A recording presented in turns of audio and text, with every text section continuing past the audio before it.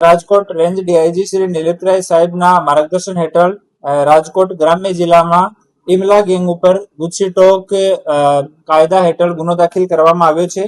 આ ટોળકીના કુલ 23 ગુના 23 જેટલા ગુના રજીસ્ટર્ડ છે અને આ ટોળકીમાં કુલ 8 લોકો છે. એમાંથી 6 લોકોની ધરપકડ કરવામાં આવી છે.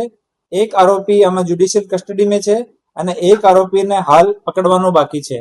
ગેંગનો મુખ્ય સૂત્રધાર ઇમલો છે અને ઇમલાના નામથી જ આ ટોળકી પોપ્યુલર હતી. અને થોડા દિવસ પહેલા જ એ લોકો સુલતાનપુરમાં રાત્રિમાં એક થાર લઈ જઈને એને મારામારી અને ત્યાં તોફાન રાત્રિમાં એ લોકો કર્યો હતો. આમાં જો મુખ્ય સૂત્રધાર છે ઇરફાન ઉર્ફે ઇક્કુ હસનભાઈ ઉર્ફે જમાલભાઈ, ગોંડલનો રહેવાસી છે. ટોટલ 17 ગુના એના ઉપર રજીસ્ટર્ડ છે. બીજો ઇમરાન ઉર્ફે ઇમલો, 20 ગુના એના ઉપર રજીસ્ટર્ડ છે. હુસેન ઉર્ફે ભોળિયો 9 ગુના, શકીલ ઉપર 2 ગુના, હસન ઇસ્માઇલભાઈ કટારિયા ઉપર 3 ગુના, સરફરાજ ઉર્ફે નોડી એના ઉપર 2 ગુના અને નવાજ ઉર્ફે બાંબુટ એના ઉપર 1 ગુના, શાહરૂખ ઇબ્રાહીમભાઈ પર 1 ગુના.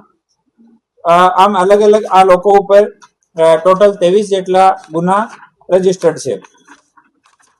આ ગુનાઓમાંથી ખૂનની કોશિશના 2 ગુના, ગંભીર ઈજા મહાવેથાના 4 ગુના, ધાક ધમકીના 3 ગુના, આર્મ્સ એક્ટના 2 ગુના અને પ્રોહિબિશનના 12 ગુના આપના અલગ અલગ પોલીસ સ્ટેશન્સમાં રજીસ્ટર્ડ છે.